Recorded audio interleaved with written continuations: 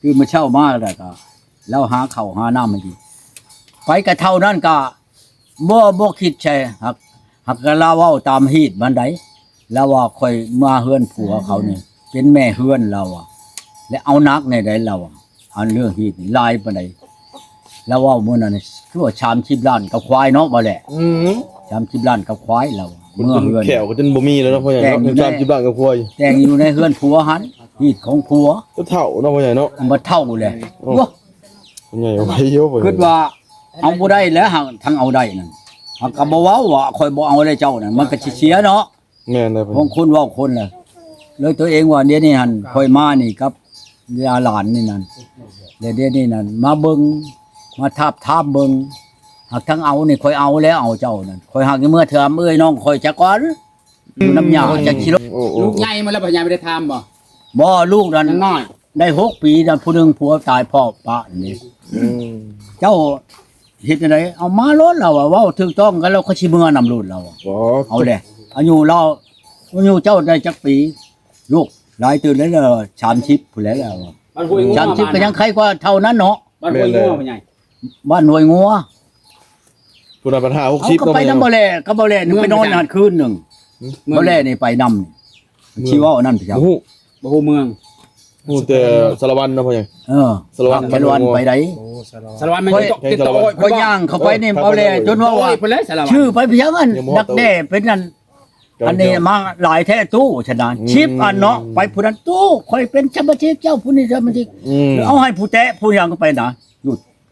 หิวออกมาแล้วบัดนี้เบาแลบ่ได้เข้าไปนำเอ้าจะมาชื่อหลายแท้ตู้มันบ่แม่นชื่อผู้นั้นก็อาสมาชิกเจ้าผู้นี้สมาชิกเจ้ารถบ่ได้ชื่อโยเอาไปกินพุ่นแล้วกับบ่แลเพื่อนผู้ชาวนั้นบ่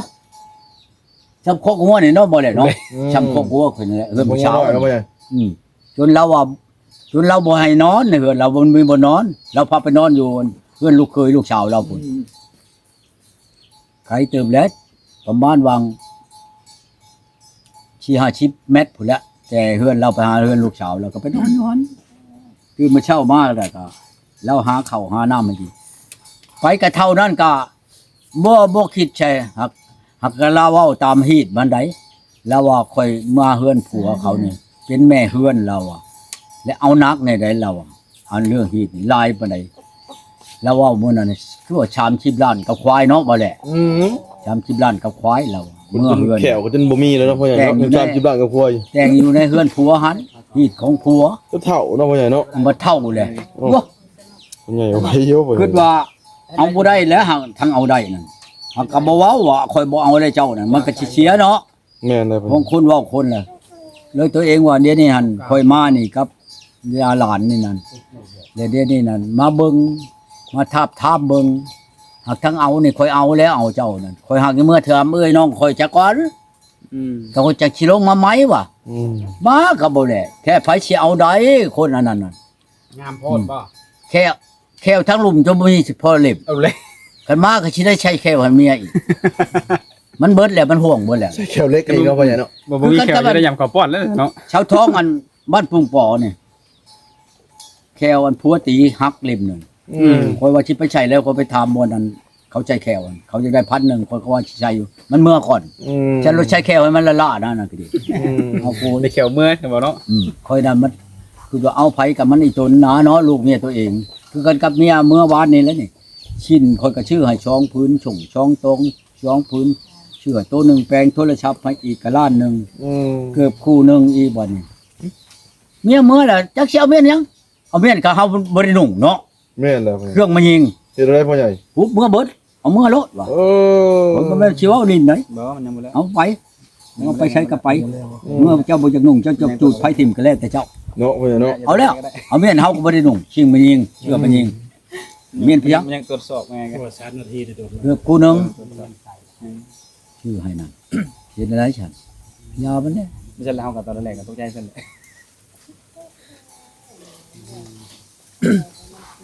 เป็นได้นั่นดอกข่อยนั่นบ่แม่นว่าข่อยนั่นห้างลูกห้างเมียฉันเลยเด้อคันแม่เฒ่าเบิ่งคลิปนั่นก็เบิ่งเอาเด้อบ่แม่นข่อยป้าเมียนะว่าเอาลูกชาวเจ้าเพิ่นว่าข่อยสิป้าอีกบ่ เว้นจากแต่ลูกชาวเจ้าน่ะสิป้าข่อย อืม อืมนั่นน่ะเนาะพ่อใหญ่เนาะ มันเป็นชั้นดอก อืม เรื่องหยังก็ดี คันว่าเมียเท่านั้นเท่านี้คนน่ะค่อยบ่ได้ป้าเมียจักคน อืม กันคือกันกับแม่อีกคำนี่เนาะแม่อีกคำนี่ได้8คนลูกมันอยู่นำข่อยนี่เช้ากว่าปี อืม นำกันนี่ป้ากับ ใส่ภาพเดิม กับมันเมียอยู่บ่ได้น้ำข่อยนั่นย้อนว่าข่อยจับลูกเด้ตอนนั้นน่ะลูกก็กินยาชิติดนะ อืม ข่อยจับไปตะบิดนี่เสีย18ล้าน โอ้ตัวก็เชียร์หลายจังเลย เอ้าเสียค่าธรรมเนียมเด้ เออ เสียค่าธรรมเนียมนั่นนี่บัดอันอยู่ได้คุ้มครั้งหมดบรรลุหักข่อย เออ คนรู้จักกันชั้นเชียกว่าหันอีกคันว่าพูดว่าเอาอันลูกข่อยนี่ไปขังอยู่หันนั่นแล้วก็บ่ชี้แสนผู้ใดลูกหักข่อยชื่อให้นิดน้อยน่ะกินเราเอา อืม ได้แห่อันนี้เราเอาให้อันนี้แห่ลูกหักข่อยแหละนะชุมมันอยู่ในหันรายจานนั่นแล้วให้ช่องพื้นผู้ใดลูกหักข่อยนั่นพันโทพุ่น โอ้ อยู่ในหันนั่นตะกี้เราก็อยู่ในเชโนนี่อยู่นำกันกับอันอ้ายเชียวข่อย อืม อันตะกี้ท่านท้องนี่อยู่อันหัวหน้าคุ้มขังอยู่ในเชโนนี่ได้บ้านนี้แหละบ่าวอันนี้แหละคนชาละวันนี่ไปอยู่อันคุ้มขังอยู่คุกคำขี้ไก่นี่แล้วเอาเมียอยู่บ้านอาหงบ้านเรือนะเพื่อนเมียเรากันอยู่ในบ้านเรือนี่เรือว่าป้ากันหรือแล้วคนก็บริธามด้วยนี่นะกับเรานะเรากับพันโทคนบ่าวอันนี่นะ เหนื่อยไปเกินมาเยอะมากพี่ อันเบอร์โทรเบอร์หยังเราก็ยังอยู่นะอันนั่นนะตัวเองโทรถามมือนั่นบ่อัน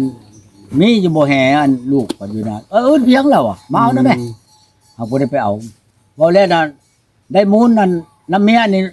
แห่ดังหนึงได้บ่แล เนี่ยคนล่าสุดนี่บ่ เมียผู้เมื่อวานนี่แหละ โดย แห่ดังหนึง โอ้ ฮักฉันบ่ทันแล้วดอกบ่ทันใช้ลูกใช้หยังดอกชี้ชอกแห่ข่อยกับฉันน้ำหลังเราก็ได้ชี้ชอกในห้องข่อยนั่นก็ดี โอ้เดี๋ยวเฮเนาะพ่อใหญ่ เอ เนาะ อเราก็ข่อยว่าจังประเทศอันชั้นแท้ข่อยว่า เออ โอ้ยเราแห่มายิงเราอะ ไม่มี ของเราเนี่ยสิขวาง โอ้ เมื่อเราบ่ได้เอาเมื่อดอกเราป้าบนี่นั่นนี่ เฮผู้หญิงเนาะพ่อใหญ่เนาะ แห่มายิงเราอะข่อยในสิขวางเราอะ โอ้ ขวางยาแล้วข่อยก็บ่ แล้วเฮ้มาแล้วปลายมือวานครับมือวัน ถามว่าสิเฮ็ดชั้นแท้ ลูก ข่อย มัน ว่า จะได้ใส่จ้ะเนาะ อืม อย่างนั้นก็หกชอก ยังไม่ ใคร ได้ แน่ ซ้ำว่ะ แม่น ข่อยสิชาร์จตื้มอีกช่องชอกนั่นข่อยก็ยาแล้วข่อยก็นี่ เฮหกศอกเฮ นะฮะได้ชี้ชอกเลยเด้แล้วนั่นชี้ชอกเชิงเผา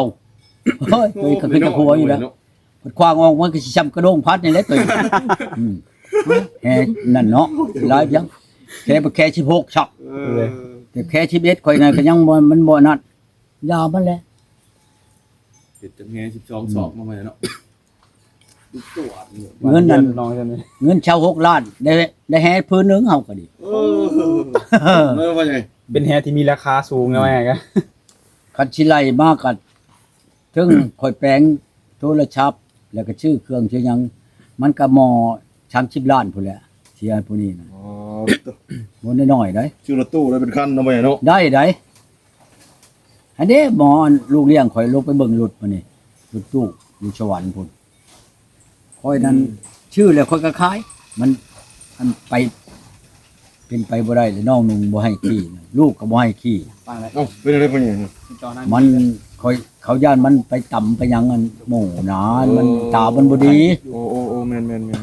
มันตาบ่ว่องไวคืออันนั้นน่ะยาเขาบ่ให้ขี่เรื่อง คือตัวเก่า มีเงินก็แพงเมียนเฮ็ดอย่างอื่นเขาว่า เงินชื่อกินใช้ท้องเจ้าหันแล้วพ่อเอ้ยหากหมอลูกชายน่ะสิมาเอาเงินน้ำข่อยนี่ไปชื่ออันนั้นได้สิชื่อรถกันดูดเข้าอ่ะนะ โอ้ บ่แม่นสิชื่อตัวเกี่ยวได้ชื่อดูดเกี่ยวดูดไปเลยนะเป็นเม็ดออกเลยนะ สบายแล้วสิเนาะ หมอลูกชายผู้อยู่นี่ข่อยจังว่าคันโตมาแล้วหากว่าแล้วนำไม่เท่ามันมื้อนั้นข่อยขอลูกไผ่นี่เมื่ออยู่นำกับลูกชายนี่เมื่ออยู่นำข่อยเอาว่าเขาเองเลยแล้วข่อยให้แสนนึงแสนบาทนั่น อืม ข่อยให้โลดถามเขาเองแล้วว่าข่อยก็บ่ว่าดอกปานนั้นน่ะเราทำไดก็เอาดอกดองเอ้ยแล้วว่าให้มื้อเลี้ยงข่อยนี่ข่อยมอบให้เบิดให้หน้าตาก้าวงัวข่อยไปเข้าเฮือนชานลานแป้นถึกบ่เห็นข่อยชองมือมันจะขายก็แล้วแต่ลูกชายกับลูกไผ่น่ะ อืม คะแนนเลี้ยงข่อยให้มันเบิดอายุข่อยแล้วย่าโลด อืม เพราะว่าในนี้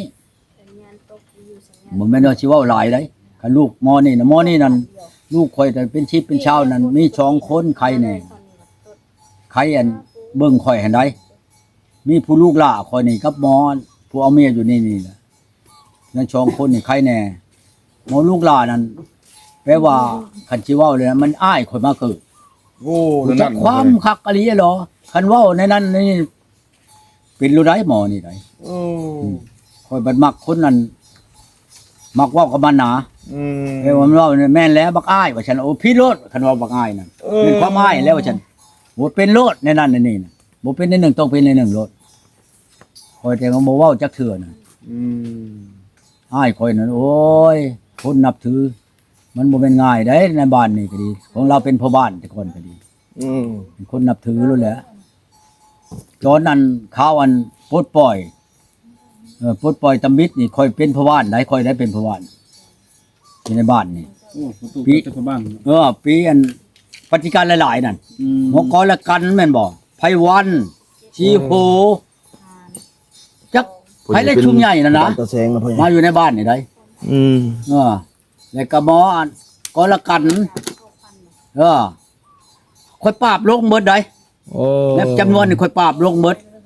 โอ้ ชุมเพิ่นมาจากได้นั่นได้นี่เนี่ยมันบ่มีคุมเพลงให้ได้ค่อยเว้าโลดได้ แต่เขตนี้นั่นแม่นเขาประหารชีวิตหลายคนเติบได้ในเขตบ้านข่อยนี่ได้ลุงน้อยหัวค่ำนักกระเชาะห้วยเมาน้องกรุงนี่ตายหลายคนได้นำเขาได้ อืม หมอใดมันบ่ลงเขาแล้วเขาเฮ็ดเวียกโลดได้จำนวนนี่น่ะมาหาข่อยนี่ข่อยปราบหัวโลแล้วข่อยว่า อืม ปฏิการนี่ไผออกไปมื้อนี้เขาก็ห้องปฏิการได้ข่อยว่าจำเกินกับเป็นเคยข่อยว่าผู้ใดเอาเมียน่ะเอามื้อนี้เขาก็ห้องพ่อใหม่เลยทำเป็นพ่อข่อยว่านี่มิดได้หมอนั่นเด้อันน้องเคยเขานี่อันหมอมันน่ะเอาอันตุดแช่ข่อยอันของกิฟและประมังของอันนั้นนะอันเครื่องใช้ลูกปืนของอันทหารตะกี้นั่น หมอนะคัดออกมาถึงบ่ดอกวิดงแล้วเข้ามาชุบเพิ่นยืดเอาบริการนั่นเอามาให้มันเข้าไปแล้วมีดผู้ญาแน่นึงเข้าไปแล้วค่อยถามว่านี่เพิ่นคาดไปนั่นเอาในใช้อันเครื่องอันของข่อยเอาหมอนั่นแล้วบักพรน่ะผู้เอาน่ะไปคนบ้านนั้นพ้นชิมพ้นถุงเอามันอยู่ในใช้อยู่ดอนนั้นแล้วก็ออกมาเลยเฮ้ยว่ะคือเพิ่น7คนดอกไผอันเอาอันนั้นน้ำมมันนั่นไปนั่น ไปดงไปบ่ เมื่อไรเขาชี้ใส่ในหัวหน้าเพิ่นเลยเอาแล้วตัวนั้นไปหาเอาน้ำประชาชนว่านี่บ่ มันถือบ่ตัวเอาห้องเตงได้อันนี้นั่นเอามาไอ้ตัวสิให้ก็ดีคงบ่ได้ขึ้นญาติมันน่ะแค่ปึ๊บปั๊บเอาแต่แอวส่งไว้ปานหยังว่าถูดีก็ดีแล้วบ่ดีแล้วก็หนีได้จากนี่นะเพิ่นเว้านี่โลดได้มาหาวนเว้นเอานั้นของนั้นไปชนนี่บ่ได้วะหน้าบ้อมไปหมอก็ดีวะเอาหัวเพิ่นคักปันหยังแล้วบ่อีช่างมาก็กวนนั่นไปชนในเขตบ้านนี่โอ้ยค่อยปราบหัวเพิ่นเบิดแล้ว บ่พ่อใหญ่งัวพ่อใหญ่เฮ็ดอันใดอยู่พ่อใหญ่ โป้พวกพี่น้องกันเด้ ผูกเอาบ่ ว่านนี่พวกอยู่ในสวนพี่ค่อยหนีเด้พวกอยู่ใน เหมือนมันยังเบิดผลบ่จังเนาะพ่อใหญ่เนาะ จักและบ่เบิดดอก บ่เห็นตกเนาะเว้ยเนาะ ก็บ่ได้กินแล้วเขานี่ หักบ่เห็นตกเนาะพ่อใหญ่เนาะ มันก็ยังสิตกอยู่แล้วโอ้โทษค่อยบัดจักหน่อยนี่เดือนหน้านี่บ่เข้า เขาเป็นหมาบ่ มัน เขา ตั้ง มาน ท้อง บ่พ่อใหญ่ ตั้งอย่างนี้นะบนบัญชีกับเฮาหรือว่าบัญชีเกี่ยวพุ่นแน่บ่กว่าคอยจะว่าโอ้ยคอยระวังอยู่เดี๋ยวนี้ระวังอันมันสิเฮ็ดกับเฮาอันเวลาบัญชีเกี่ยวนี่เดี๋ยวนี้มันแดดไปแล้วครับก็นี่ได้บ่อนตกคืนนี่ผ้าแตกอยู่ทางนี้ได้หึมอยู่ได้คืนนี่อยู่ครับตกบ่อนห้องบ่อนกระตกแล้วบ่อนกับบ่อนตกนี่เป็นจังซี่แหละ ตกบ่ตก คันวันผลนั่นเดือนในมันสิดีมันไข่ปากเดือนโลดปีนี้นั่นเมื่อ สิดีอยู่บ่พ่อใหญ่ปีนี้ เมื่อออกไม้คำหนึงบ่ตกเมื่อช่องคำตกของบ่หลายตกในนี่แหละจะแปรๆไปอันนี้แปลว่าถ้ามันตกแบบนี้นั่นแปลว่า 7-8 มื้อบ่เลย10มื้อมันตกเท่านึงหากตกบ่จับบ่ตกได้หากตกจักสิตกบ่ได้ในอันเขตนั้นลาวหรือจูใช้ก็ตามแหล้วแปลว่า ตกโลดเจ็ดเป็นมือตกเท่านึงหักมันบ่ตกทั่วนะ ตกกระจายเนาะพ่อ เอ ใหญ่ อ เนาะ ตกกระจายไปบ่องบ่อนเล็กบ่อนน้อยหั่นนะมันเป็นอันนั้นนะ อืม เขาก็นี่นะพอพื้นนั้นปฏิการบักก้อนละกันนี่มันตะกี้มันเป็นทหารเจ็ดช่องนี่ไดยันลาวเฮานี่ไดเขาเอาขึ้นไปชมนานี่ มันเป็นลูกหักคอย มันมากลางคืนบักห่านั่นน่ะคนชาละวันนี่ไดมาโลดคอยนอนอยู่ในเฮือนคอยห้องพ่อโอ้ยเข้าปฏิการเนาะขึ้นย่านแล้วไปช่องลงไป มันจื้อหนาวก็ละกันเฮ้อตัวมาจะใช้ค่อยมาจะพูดแล้วมันมาแต่ชมนาเอาได้ตัวจังมาได้ค่อยลักมามันว่ะโอ้ยบักห่ามึงเอ้ยว่ะมามันก็ว่าค่อยสิเมื่อบ้านพุ่นแล้วเมื่อเลยอยู่เด้อลูกเด้อมึงสิไปบะลำเลย เมื่อบ่ฮอดชิมือปลอมาพี่โอ้ยบักห่าค่อยด่ามันปลาค่อยอยู่น้ำเมียเก่าค่อยอยู่ในนั้นปลาถึกจั่นค่อยเด้มามันพ่อมันว่าต้มกินน้ำปลานี่โอ้เฮ้ยก็ต้มให้มันกินยังได้น้ำมันทีหนึ่งมันอันสิพากันเข้ามื้อให้เมียมันผู้นี้ค่อยเมื่อบ่ได้ค่อยกินเข้านั้นพัดอึดเข้าชับพอได้กินน้ำมันเข้าเปาหนึ่งบ่เองเฮ็ดหัวบักก็ละกันเลยเอาเขาไปจับมันอยู่เขาจ้างได้จับมันได้แหละคือสิตายแล้วเดี๋ยวนี้มันก็ดีคนชาละวันพุ่นจับเอามาพอมวันดึงพุ่นแล้วบ้านพุ่นพางบ้านนั้นเขาเอาเข้าไปให้มันเบิ่งแต่เขามาตายนี่เขาเอาดอกมาตามันยามันจืดนะเขาขึ้นพุ่นแล้วจำปาอยู่เหนือพุ่นแล้วมีใจม้อยไปบ้านนี่ยันพุ่นนั้นกุ้งหอยอยู่ดอกจังมิดชะม้อยน่ะแปลว่ามันหัวหน้าเด้แต่มันอยู่ในทหารอยู่ทางในเฮาตะกี้นั่นเป็นลูกฮักคอยนี่แหละ7 กองพัน 7 ช่องบักอันนี้น่ะคนเตี้ยๆน้อยๆดอกมันมีผ้าง้างมันคุกกุ้งหนึ่งอยู่ในแอวมันน่ะจักยิงจักออกบ่ออกแล้วมันหักมันเตงนะบักอันนี้น่ะความว่าบ่ลงไผอยู่ในเขตนี้ก็มีแต่คอยและปราบหัวมันน่ะ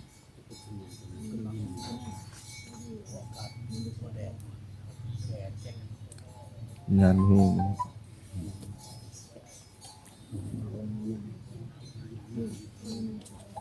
บ่น้อมบัดเจ้าเอาชาวนางมานั่นโทษใส่ตู้พายเด้อให้ตู้พายมา ไผสิเอาเรามาตัวไผเอาค่อยไปเอา เจ้าไปเอาบ่ได้บ่ นี่สนางเลยจ้ะ เจ้าไปเอาชาวนางเนาะเอาแล้วบ้านนี้เช่นไรฉัน ตู้พายอยู่ชิว่างบ่ตู้พาย ว้าวบ่มีผู้ไปรับแล้วเนี่ยเอารับสนางมาตัวไผแล้ว เอาตู้พายแหน่มาค่อยก็มีอยู่ผู้ชาวพลค่อยสิเอามาค่อยก็สิเอามาถ้าเรามีอันนั้นค่อยหักสิจับไก่แม่นกจักตัวหนึงมือเอามามือบ่ มาฮือนัก มือโทษนัดกันเจือไดมือให้เป็นมือไดสมมุติว่าเจ้าสิมามือนั่นแลกมืออื่นแหละจะให้เจ้าโทรบอกข่อยโลดข่อยสิจับไก่แม่นเพราะว่ามันแจ้งแล้วมันจับบ่ได้ไก่ข่อยข่อยก็เอาแม่นให้เอ้ยน้องแล้วเฮ็ดกินแม่นบ่หมู่มาหาโตแล้วอบอุ่นนั่นจิตใจข่อยอันเมียปะนี่แหละบ่แม่นข่อยปะเมียดอกอบอุ่นหัวใจข่อยเมียปะนี่ให้มันนี่มุกดีใจแน่ มาปลอบใจเนาะตู้เนาะ มา คนจะปะกัน มา จะปะคอย ระดมจิตใจนะนี่บ่แม่นหยังดอกมาระดมจิตใจ มาเด้อผม จะได้กลับบ่บัดนี้ใหญ่เมื่อยเลย ให้พ่อใหญ่พักผ่อน พักผ่อนเด้อพ่อโตบัดนี้มาใน อันนี้ก็จะกลับ รามลินไม่ ไว้ทางเราดีกว่า มันจะพูดลืมถามแซ่บอยู่บ่ตู้ แช่บได้ โอ้ ลืมเนาะ แซ่บ